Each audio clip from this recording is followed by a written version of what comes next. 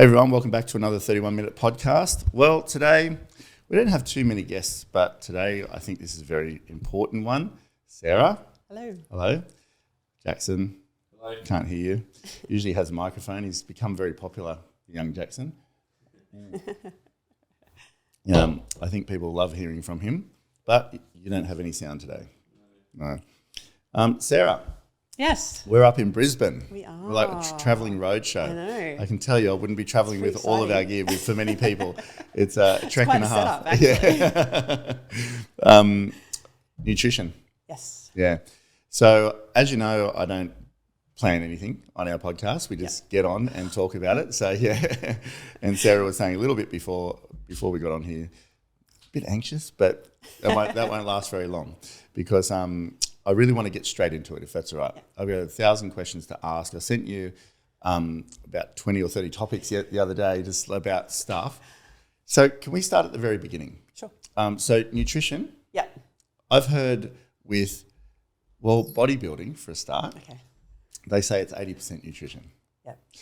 And I assume that's with weight loss and all sorts of stuff. And I also want to talk about women's hormones. I want to talk about men's and all of this. Mm-hmm.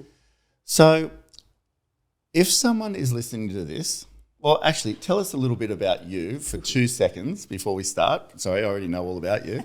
But so what are you? Nutritionist? Is that what you? Yeah. So also yoga teacher, meditation teacher as well. Okay. So it was those two first. Yeah. And then studied nutrition during that time. Yes. So while you were being a yoga teacher, you were nutrition. So had a yoga studio on the side, was studying full time, which was. Can you do a downward dog for us? Really? I can do. What's the difference between power yoga and normal yoga?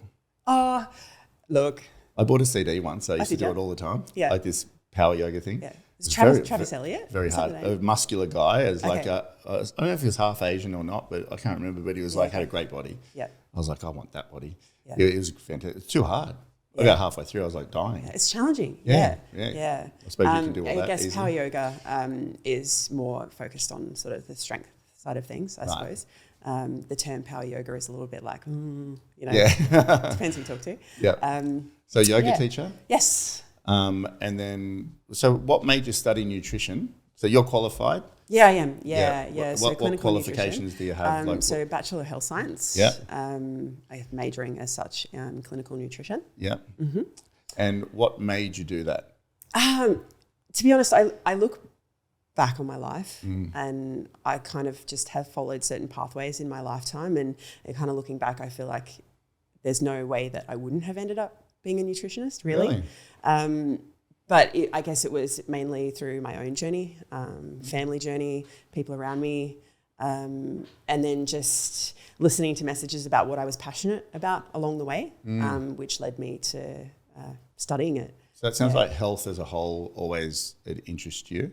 So did you start yoga before anything? And I suppose yoga was kind of the catalyst, I suppose, to me starting to look after myself more. Yeah. And also around that mindset, meditation, starting to take better care of myself. Why did you want to start looking after yourself more? Because I wasn't. Because you weren't? Because I wasn't. Tell me about it. Yeah. I mean, I struggled a lot as, I suppose by the time I was finished primary school, disordered eating, anxiety, really? Very busy mind. Yeah. And so that was from the end of primary school? Yeah, I was very young. It was kind of around, I suppose, what was going on in my home life. There was a lot going on, siblings, things like that, illnesses. My family, health-wise, has not always been the healthiest.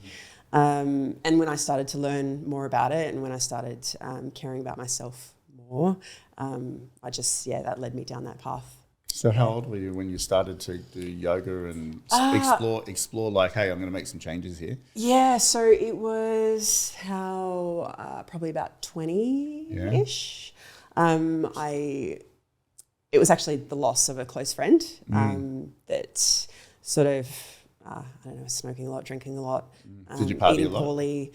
More so my teen years, I'd sort of started to, I guess, slow down a little bit. By then, still went through phases. As we all do. As we all do. And then I suppose I was fairly stressed out with work, mainly because I wasn't looking after myself, so it was more my perception of how stressed I was. Yeah. And so took a couple of days off, and my partner at the time, a yoga studio down the road, had opened up. And I was like, and he goes, I mean, I've heard it's pretty good for your stress. Like, why don't you go check it out? And he's like, if it's not too hippie-ish, if it's not, too weird, I'll come along the next day. So I went along, and honestly, it was kind of like the first time I breathed in my entire life. Really? Yeah. Walked out of there like, wow. And it just kind of went from there. What was it? Like, was it just the centeredness of the energy? Was it just your body sort of feeling connected? Like, I suppose it's like a gym workout to some people, or surf to others. I don't know. Is it just slowing down. Really just slowing down, I suppose. Yeah, that's good. Yeah. And so then you went into your own teaching and yoga studio and so that wasn't until about 2015. Had a yoga studio for 6.5 years, I suppose. So started teaching, and so good. So you must be good at it. There's no such thing as being good as yoga, right? And then you went into the nutrition part, which is what I want to talk about today mostly, but combined with all the other things. Yeah. Is that to understand food better, or did you just do it because it interests you, or was it just hand in hand? Like, what made you go to uni and do that? I had a pretty terrible relationship with food, as I mentioned. What does that mean? Like, does that mean like eating junk food, or what does that mean? There was a lot of, so disordered eating, binging, starving, purging, all of it. Right, so like a full seesaw of living. Yeah, okay. Yeah. And I say relationship with food, but it was more a relationship with myself, to be honest, like most things. And can I ask, when you say binging and purging and all of this, is this because it makes you feel better, or is it because someone sees themselves as overweight and then they want to get skinny, or they see them skinny and they want to eat? Like, why do people do that? Yeah. So I think there was an awareness of that when I was younger. Definitely. Were you not happy with your body or something? Like, is that it what you were saying? It didn't start as that. Right. I was kind of. I just have no idea. Yeah, no, that's fine. I kind of brought up in an environment of constant dieting. Really? Born in the 80s. Yeah. Low fat. Oh yeah. Obsessed by it. Low fat, heaps of sugar. Low fat, heaps of sugar, margarine, all of the above. And for me, it was more a sense of control. So I had an older brother, love him to death now, but during that stage, he was in and out of jail a lot. So from about 19 to 27, and I was about 9, 10. And then my other brother was going through chemo radiation surgery for brain tumours. And for me, I was the youngest. So it was, I guess, a sense of control for me when like a lot of things. Relief? Yeah. So a lot of things kind of felt out of control. So it was a way of bringing it back into control for me. Yeah. So I've kind of done a little bit of reflection. And so when you'd eat heaps, Yeah. you just get full. Yep. Look, I know zero about this, but you feel full, and then you feel guilty and then you go vomit, do you? Yeah. Is that what happens? Yeah. You're right. Yeah. And then how do you feel after that then? Do you feel good or bad after you? Both. Yeah, right. Yeah. I So mean, you now feel I'm good. a lot, I wouldn't do it now, obviously. Yeah. I'm much aware of that. Yeah. So you feel good when you binge? Like if you feel medicated or something? What I suppose. what is that? What's I going suppose. Yep. And then you purge and then you feel like... Yeah. Do you feel... oh, no, you wouldn't feel medicated. Yeah, how do I explain it? It's almost like throwing things out of control so that you can purposely bring it back into control. Cause a bit of chaos. Cause a bit of chaos, yeah. Yeah, okay. Yeah. Interesting. Yeah. Okay. So then you went down that, understanding food, you want to create a better relationship with food. Yeah. Yeah? Yeah. And how did you find all that? How was it studying fascinating. it? When you were studying it, did that make you see things completely different? Yeah. Did you just go one day, I'm going to go to uni and just be a nutritionist? Is that what happened? No, I went down lots of different paths. There was a no-bake workshop at the yoga studio. So it was like, and this was back when I started getting interested in nutrition, this is back when you'd go to a cafe and buy like a smoothie was classed as milk, banana, honey. You couldn't get much else. Yeah. You ordered soy milk or rice milk and they'd be like, Yeah. really? Weirdo. Yeah. And there was this random no-bake workshop on at the yoga studio. It went along and I was like, wow, there's actually a different way of eating. Instead of being brought up on like takeaway food and microwave food and I know that very well. Yeah. Yeah. I think we all were back then. You're younger than me, but yeah. And just I am a little bit all or nothing at times. So I kind of delved down into that world and traveled to Bali, became a raw food chef. Did ran like fermenting workshops and things like that. Went through a stage where I had a raw chocolate company as well, like making raw chocolates. Yeah. So you were just following your impulses just following prompts. Impulses. Yeah. And I feel like that came from yoga and meditation as well. Like meditation really allows you the space to be aware of little messages here and there and just like following certain pathways and just being attuned to things or opportunities that have been made available to you. And I just sort of went, oh yeah, I'm going to go down that path. It's good. It's good that you explored it. Yeah. A lot of people don't. A lot of people are like, oh, it sounds good, but it's all a bit too hard. Go to Bali and be a raw food chef. Whatever. Or start a chocolate company, whatever. Yeah. And so you went to uni. Yes. And then you just studied it all. Yeah.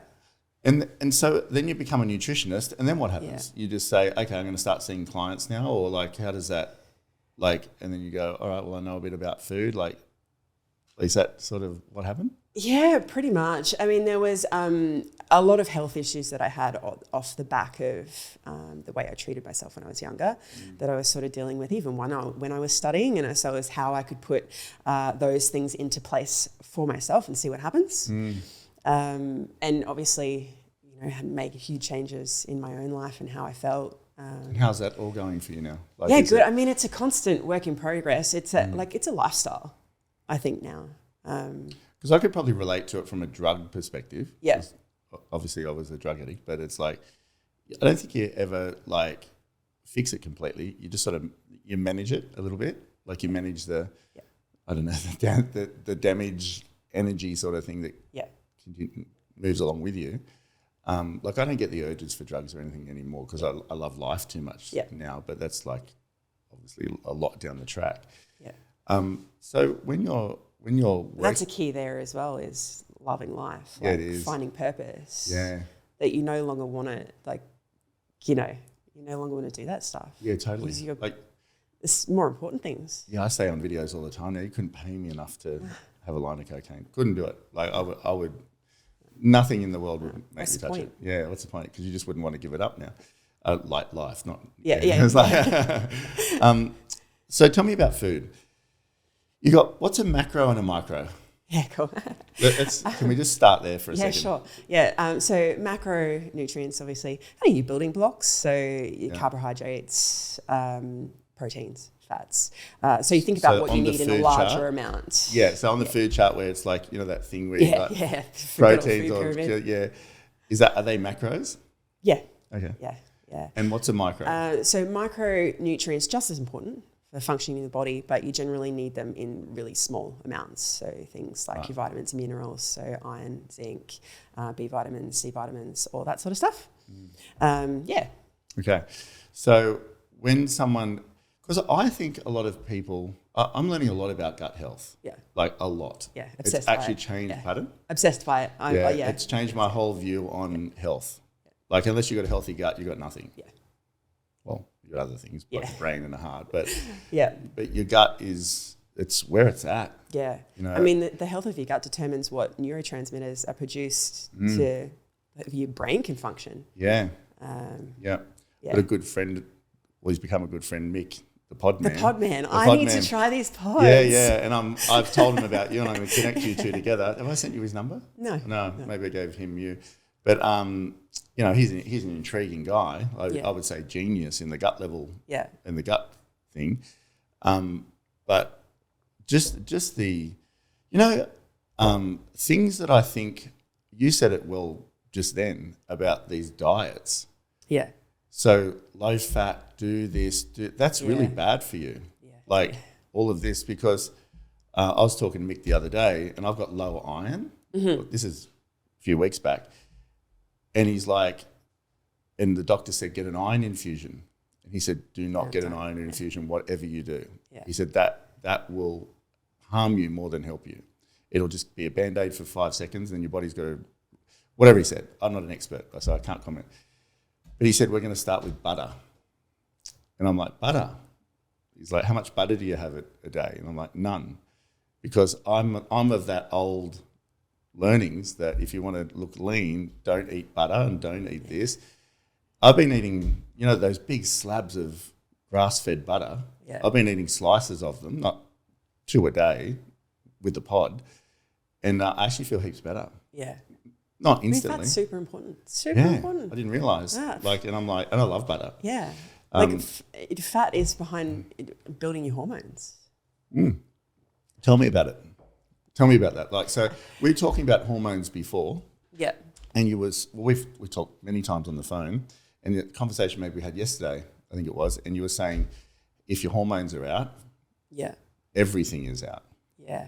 Yeah. Like, how does that work? Like, so is that related to gut health? Is it like, what's going on there? So if your gut health is out, how do you know if your gut health is any good? Well, microbiome, is it like tests? I mean, they're obviously at a first level, if you're getting digestive symptoms, obviously there's something going on there that needs to be addressed. Energy levels. Yeah. If your hormones are out, that can obviously come from gut health, liver health as well. That's all connected. Yeah. Yeah, because I've just learnt that liver's so good for you. Yeah. Like actual liver. Yeah. And I hate liver. It's just disgusting. But yeah, I know. Yeah. But I was raw vegan for years, and I love liver now. You were a vegan? I was. Yeah. Really? Yeah. Is that unhealthy? Yeah. Oh, look, you can possibly do it well, but it takes a lot of time and effort, and you have to be really wary of what you're combining to get the amount of amino acids that you need. If you're burning a lot of energy, it's really hard to eat the amount of protein that you need. I just found that I'm a very active person, and I found it hard to sustain energy levels. But I'm not saying that it can't be done. Everyone's different. Are you a vegetarian? No, I don't eat a lot of meat purely because I don't really like it. I never really have. But I actually do eat liver now. I just bought 2 kilos of it. Yeah. And because I have had low iron in the past, which is kind of around hormonal health. Is it fixed now? Iron is something that I have to be really wary of and maintaining. And I found a really good food-based iron supplement that has helped dramatically, with just how I feel, energy. Because if your iron's low, your energy fall through the floor. Mine's very well. Trying to fix it, but it's very low. Yeah. I was going to ask you something about. We were talking about what were we talking about before? Hormones, gut health. Men's hormones? I don't know. Men's weight loss. So So if a woman is having difficulty losing weight, where does she start? Yeah. And I'm saying she is because I know a couple of people like this, and it's like they could be eating less and they could be doing that, but they're just having real difficulty losing the weight. Yeah. What would you do as a nutritionist? And there is so much that can go into this. I think first you have to start with why. What's the drive behind why you want to lose weight? And I know that's not really related to the food that you're consuming, but if you like a mindset thing, purpose, do you want to lose weight because you want to fit into the jeans that you can't fit in from 2 years ago, or is it coming from a place of lack because you think if you lose a little bit of weight somebody will like you better, or do you want to lose weight because it's going to improve your energy levels or your confidence or improve your relationships or get up bursting with energy in the morning? And if you start with that mindset, then, I think if you start from a place of lack, you kind of be set up for failure and self-sabotage, really. Yeah. And then if it comes from a place of, wanting to improve those sorts of things, I don't know, you're more inclined to make better decisions to start. I think it's a really good point. Yeah. Like that, what you're saying there, and even for myself, like I'm really keen to find like higher performance. I just get better and better for myself, like, not for anything else. And it's actually like for me, it's the right reason. Like I find I'm pursuing it more than ever. But if I was doing it just to look good with my shirt off to walk along Bondi to Bronte, it's so like external. Like, and now it's like I feel like a real inner drive to do it properly, like not just because I have a real issue around challenges. Like these 8-week challenges and things. And I don't pretend I'm a health professional or trainer or nutritionist at all. I just sort of live what I learn along the way. But I just don't think they're sustainable. I don't think you might get a bit of a win and sort of go, I lost this, but people tend to put stuff back on straight away. If you might have lost 5 kilos, but you put on 7 because you haven't changed your habits over a longer period of time. And what's your view on that stuff? Well, you can do certain things that might change the way you look, but are they overall good for your health long term? And you've also got to address the foundations. Like are you drinking enough water? Are you getting enough sleep? Are you eating enough nutrients? Which is a huge one for women. Huge one for women. Because sometimes, sorry to jump in, sometimes women go, I want to lose weight, so they eat hardly anything. And you need a certain amount of calories in your system to actually get up and function throughout the day. So if you're long term not eating enough, which you'd be surprised, or maybe you wouldn't be surprised, the amount of women who aren't actually eating enough. Oh, I know. I see it. They eat a carrot for lunch. 100%. And that's where I was going. You don't eat enough. Like people do that all, and that's true. I see the women do that. Like, and I look at it because you actually need a little bit of food, don't you? Like you need a consistent meal plan, a consistent structure that keeps your body energized. Like you don't. It's like having not enough oil in your car trying to get to Queensland. And you're going to overheat and it's going to pop at some point. Like people get really fussy about what fuel goes in their car. How about you think about what fuel goes in your system? It's true. It's your body. It is. And so if there's not enough calories there, well, your hormones can't function. How do they measure that? So how does a woman, because to lose weight, you've got to have a calorie deficiency. Do you? Is that, I'm asking you? Is that rather than telling you? Is that, that's what people. So foundation. If you have too many calories, more than what you burn, you're eventually going to gain weight. If you are not in a calorie deficit, and perhaps you won't lose weight. But there's so much, you've got to get the foundations working right first. Because I suppose if your body's not working hormonally. Then there's things like insulin resistance. I was going to say insulin. Then you're going to hold weight. And it doesn't matter. Like you can be a calorie deficit. You can be eating 1,200 calories and not be losing weight. So when you said insulin resistant, so are you talking about when someone spikes their insulin? And then what are you talking about there? Can you explain that? Mainly, if you're eating a high processed, very sugar laden diet, then over time there's going to be insulin resistance. Right. So exercise and I'm doing this on a bit of weight loss because I think it's a pretty common thing. Like I think a lot of men. Jackson and I were just driving here. There's this guy walking across the street and he had like a huge tummy. Just a guy. It's amazing how many middle-aged men got like, and it's pretty accepted. They look like they're pregnant, some of them. You know, and it's like, but that's like being normal now. Like so many people are like, and I look at it and I go, this must be so uncomfortable. Like, it's sort of like, is that exercise? Is it food? We were talking about, is it beer? Is it what? How did men get those big? It could be testosterone, to be honest. Really? So there is, like, as males as they age, tend to have a drop in testosterone. So testosterone, if you've got adequate levels, you're more likely to have higher muscle mass. Is it? Or in nutrients built for like your protein synthesis.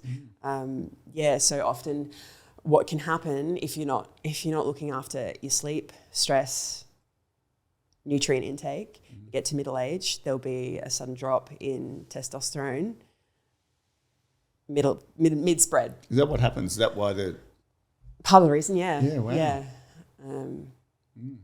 Yeah. And then you have to obviously see a doctor. They give you testosterone. They do whatever, and yeah. or You know, can it do it also other could ways. be like metabolic syndrome as well. Over time, insulin resistance to metabolic syndrome could eventually turn into type 2 diabetes or Alzheimer's, which they now call type 3 diabetes. You see a lot of people getting diabetes. Yeah. Especially men. I've spoken to a number of people that's all of a sudden got diabetes. Is that where it comes from? Can do, yeah. Can do? Yeah. Mm. So if you were a 23-year-old man, young boy, or anyone, 23-year-old, what would you do?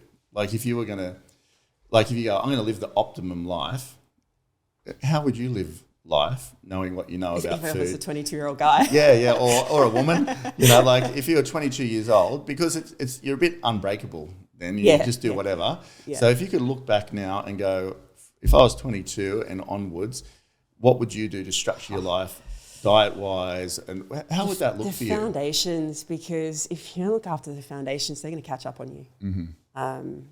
Yeah. Which would be? Get enough sleep. Get enough sleep. It's amazing how much. Yeah. We're talking to you in Brisbane as a qualified nutritionist, blah, blah, blah, and you keep saying sleep. Yeah. I'm not qualified in anything apart from selling houses and running around a factory every now and then. And I know myself, sleep, like I've learned after all these years, without enough sleep, you're just not going to operate properly. Yeah. Isn't it amazing you talking about that? And I mean, don't get me wrong, there's going to be certain times in your life where achieving enough sleep is... kids and things. Yeah, exactly.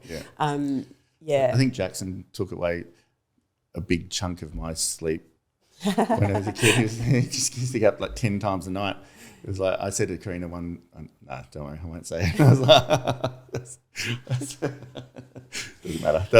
I was just reading it before. So on average, a 22-year-old guy in today's day and age, 2022, has approximately the same amount of testosterone as a 67-year-old man in the year 2000. Really? Yeah, it's a big issue at the moment. So if you don't get enough sleep, testosterone will be diminished. And what about alcohol? We're going to go there inevitably. Yeah. I mean, I'm not a fan. No? Yeah. Tell me about it. What's your view on it? What, like? There's so many different levels. From a nutrient base, obviously, it's pretty pointless. It's empty calories. So if you think about a glass of red wine, for example, is about 120 calories, and that's 100 mils. So there's about, 7 or 8 standard glasses in a bottle of wine. How many people do you know have half a bottle of wine every night? Heaps. A bottle. Heaps, exactly. Yeah. Exactly. Don't even think about it. So if you think about that over time, like compounded, how much is that a week? How much is that? You're talking maybe like a day's extra worth of food in calories, in empty calories. When you say empty calories, what does that mean? Essentially just sugar, really. Is it? And so, if you think about, say, like an apple as opposed to a glass of wine, right? Yeah. The fiber, nutrients, complex, takes time to break down, body utilizes the nutrients. Has a purpose. Yeah, it has a purpose in the body. Alcohol doesn't have a great purpose at all. And so compounded over time, you think about 3 years later, you've probably had a year's worth of extra calories in wine. And you're wondering why you're gaining weight over time? Isn't it funny that people think wine is good for them? Yeah, because I hear it all the time. 2 glasses of wine at dinner. Yeah. Oh, it's good. It's got good antioxidant levels. Have some berries. Yeah. So. And then there's sleep, neurotransmitters. How much detail do you want me to go into? So you're not a fan of do you drink? No. Well, I can probably count the amount of drinks I've had this year. I've gone through stages where I've drunk more, but it just doesn't feel good for me anymore. And we had the conversation the other day. I don't really handle hangovers very well mentally. And I can now link that after having tested my microbiome. I can now actually link that back to that. So for me, alcohol tends to give me anxiety. I have past in anxious behaviours.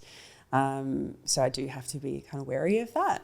And so a hangover for me, like I will be asleep for 3 hours and I'll wake up and I will be anxious. I will panicky. I'll probably go clean the house. Like I just don't function very well. And people love to sit on the couch and veg out when they have a hangover. I can't think of anything worse.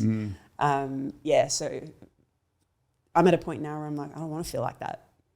And so alcohol inhibits certain neurotransmitters, for example, GABA, which is anti-anxiety in the body. And so when I got my microbiome tested, it was really fascinating because I actually have a microbiome that A, loves to consume GABA and B, doesn't really like to produce it. So for me, that kind of... you're taking it away and it's not producing it. Yeah. I am, just it's not... Like if you were drinking. But if I'm then drinking on top of it, away. which is then also inhibiting GABA production, I'm just compounding what my microbiome's not very great at doing already. And like, why do I want to do that to myself? Yeah, for sure. Yeah, absolutely. And then I did my last study at university was on the effects of alcohol and sleep.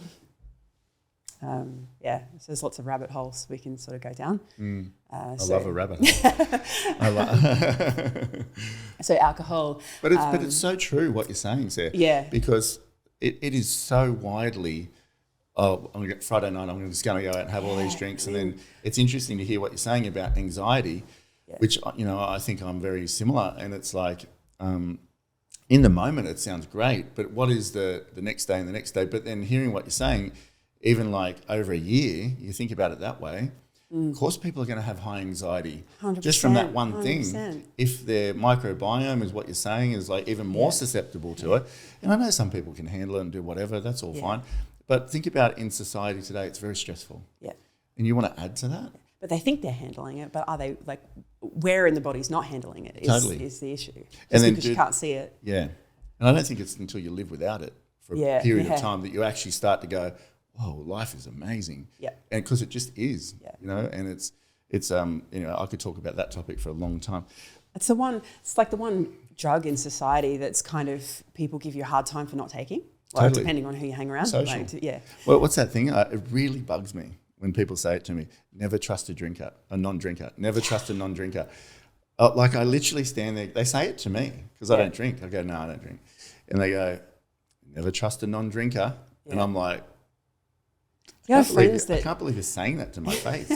I have friends that I'll catch up with and, I don't want to drink, and they'll be like, it's whatever. Don't even think about it. Yeah. And I think I do wonder if the people who have a problem with it are the ones that subconsciously have an issue with their own drinking. Somewhere they're like, I'm not really comfortable with my reliance on it. Yeah. So they then get fear. Like, for sure. Oh, don't be a buzzkill.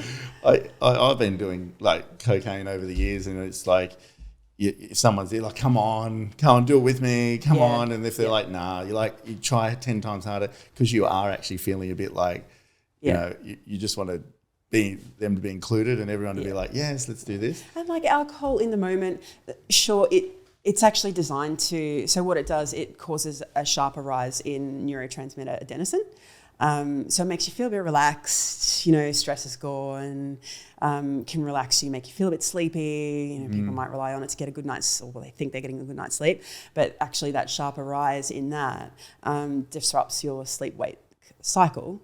And so you might think it helps you get to sleep quicker, which it may do, but somewhere along the line, it's disrupting your sleep. So you're not getting as much deep sleep.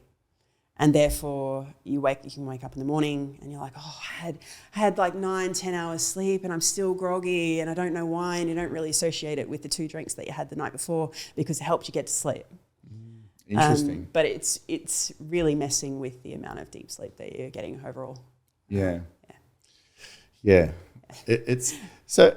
Tell me about. Talk about it all day. Yeah, we could. Well, it's only lasts for 30 odd minutes this podcast, but I'm sure we'll do lots more. But junk food.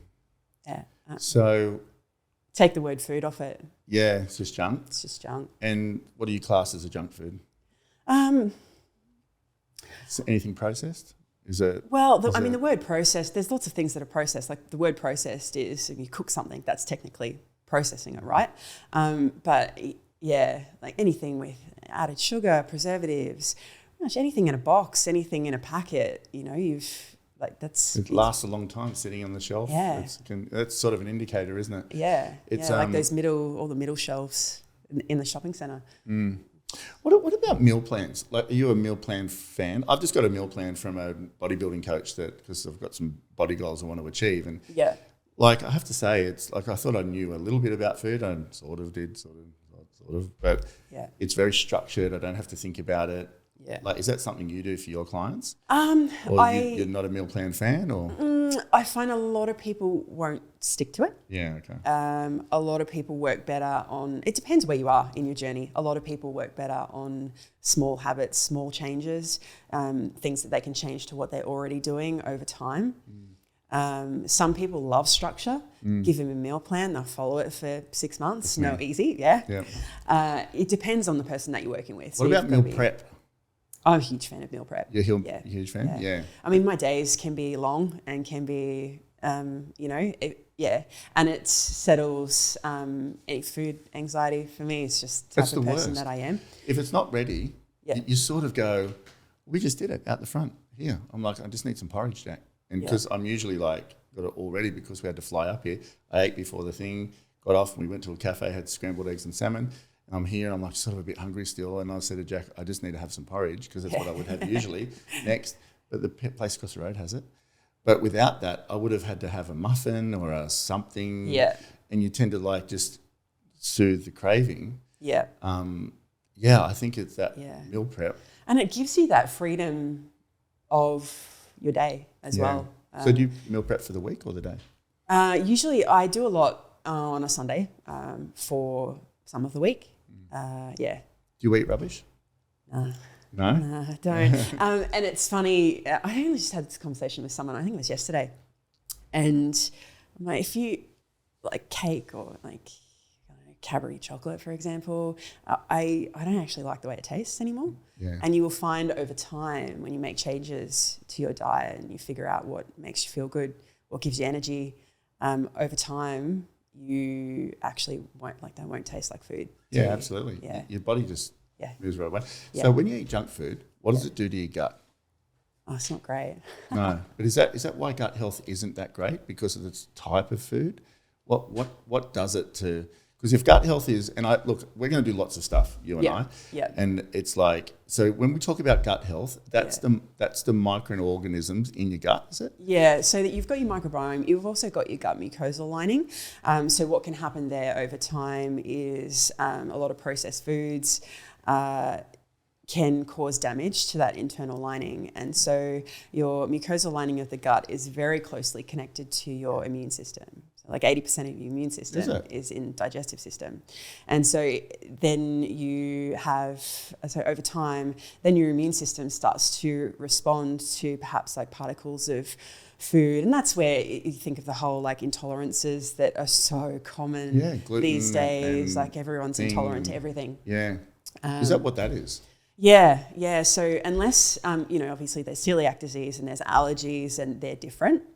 But as far as many food intolerances, it may actually be a matter of taking that food away, repairing the gut lining first. Interesting. Yeah. And things like dairy can be like a lack of enzymes to break it down. And it can be all connected to the way that we live, really. Yeah. We haven't got much time, but the time? We're about 40 minutes. Yeah. So we're going to have to wrap it up, but we'll do lots more things with you. I just wanted people to get a sense of who you are. Number one nutrition tip. Oh. What would be your greatest nutrition tip? If someone's listening to this now, they're struggling with weight or they're struggling with energy or they just don't know where to start. It's all, where do I start? One, I'll have your details. They can contact you. So go. Water? Tap water? Enough water. Tap water? No. Good quality water. Good quality water? Yeah. No spice? Fibre and enough. Yeah. Yeah. Make sure you're fueling. So what's fibre? So a lot of diverse, good quality plant foods. So start there. Yeah, start water, there. Plant foods and sleep. Yeah, and sleep. No alcohol. Good quality protein and good quality fats. Whole real food. Yeah. I love that philosophy. Is it real food? I'd love to do another podcast on exactly break this down, what you eat, how to eat, whatever all that is, and delve into that a little bit more. How do people find you? Instagram. Instagram? Probably So Instagram. Sarah Mundell on Instagram? No, SarahKate.co. But yeah, Sarah Mundell. Kate? Yeah. Kate. Kate? I don't know what that is. Why is it Sarah Kate? That's my middle name. Oh, is it? Yeah. SarahKate.co? Yeah. At your Instagram or page? website. Yep. SarahKateco.com.au. Awesome. I think this is one of the most important topics in the world today. Yeah. I think if people get their nutrition right, I think you feel better, you got more energy, you can perform better. Yeah. And it just leads to everything else, frequency. Foundations. Yeah, so much. Thanks, Sarah. No worries. Thank you. Bye.